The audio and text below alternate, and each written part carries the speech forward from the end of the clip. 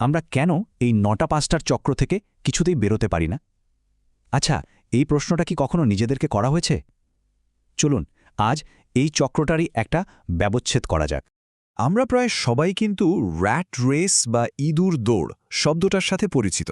কিন্তু এই দৌড়টা আসলে কি, আর কেনই বা আমরা সবাই এতে অংশ নিচ্ছি? আজকের এই বিশ্লেষণে আমরা শুধু এর কারণই খুঁজব না, বরং দেখব এর থেকে বেরোয়ার পথটা ঠিক কোথায়।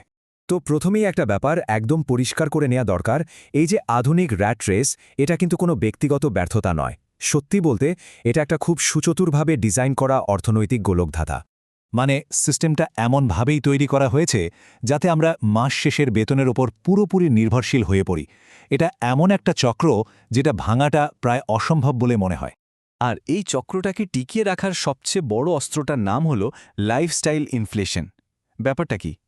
ধরুন বেতন বাড়ল, আর সাথে সাথে আমাদের শখ, আমাদের জীবনযাত্রার মানও বাড়তে থাকল। নতুন ফোন, আর একটু বড় বাড়ি, হয়তো একটা দামি গাড়ি। এইসবের পিছনে ছুটতে গিয়ে আমরা বেতনের উপর আরও বেশি করে নির্ভরশীল হয়ে পড়ি। ফলে আয় বাড়লেও খাঁচাটা আসলে আরও মজবুত হতে থাকে, মুক্তি আর মেলে না। কথাটা কিন্তু একদম সত্যি।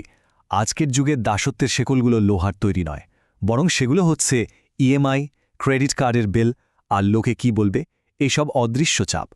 এখন প্রশ্ন হলো, এই গোলকধাঁধার গঠনটা তো না হয় বোঝা গেল, কিন্তু ঠিক কি আমাদের মানসিকভাবে এর ভেতরে আটকে রাখে?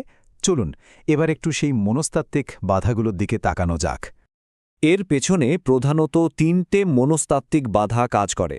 প্রথমত, আমাদের শিক্ষা ব্যবস্থা আমাদের একজন ভালো কর্মী হতে শেখায়, কিন্তু একজন চিন্তাবিদ হতে শেখায় না। দ্বিতীয়ত, ব্যর্থতার ভয়। আমাদের সমাজ সফলদের বাহাবা দেয় ঠিকই, কিন্তু যারা চেষ্টা করে ব্যর্থ হয় তাদের নিয়ে উপহাস করে। আর ৩ নম্বর, অজানার ভয়। চাকরিটা ছেড়ে দিলে কি হবে, এই অনিশ্চয়তা আমাদের এমনভাবে পঙ্গু করে দেয় যে আমরা কোনো নতুন পদক্ষেপই নিতে পারি না। আর এই সব ভয়ের মূলে আছে একটাই প্রশ্ন: লোকে কি বলবে? এই একটা প্রশ্নই যেন আমাদের ভেতরের সমস্ত সাহস আর স্বপ্নকে আস্তে আস্তে মেরে ফেলে, আর আমাদের এক নিরাপদ কিন্তু দম বন্ধ করা খোলসের মধ্যে আটকে রাখে। কিন্তু এই ভয়গুলো শুধু যে আমাদের মনের ভেতরেই তৈরি হয় তা কিন্তু নয়। একটা বিশাল সিস্টেম আছে যেটা এই ভয়গুলোকে তৈরি করে এবং সযত্নে টিকিয়ে রাখে।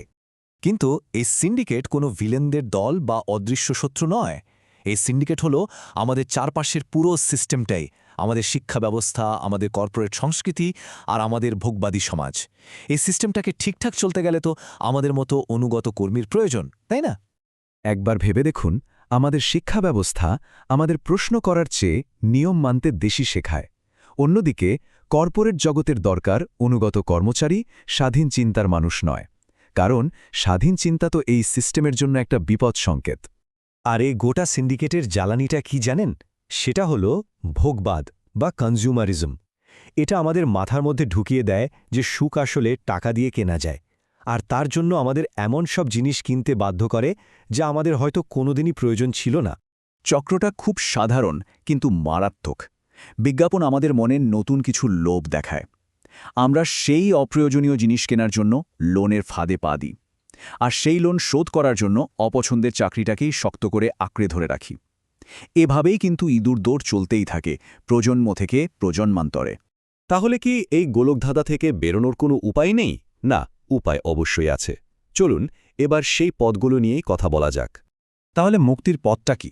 মুক্তির পথ হল প্রচলিত ৯টা-৫টার কাঠামোর বাইরে নিজের একটা জগৎ তৈরি করা। সেটা হতে পারে চাকরির পাশাপাশি নিজের পছন্দের কোনো কাজ বা সাইড প্রজেক্ট শুরু করা, অনলাইনে কোনো সার্ভিস বা প্রোডাক্ট তৈরি করা, কিংবা এমন কোনো দামি স্কিল শেখা যা আপনাকে অর্থনৈতিক স্বাধীনতা দিতে পারে।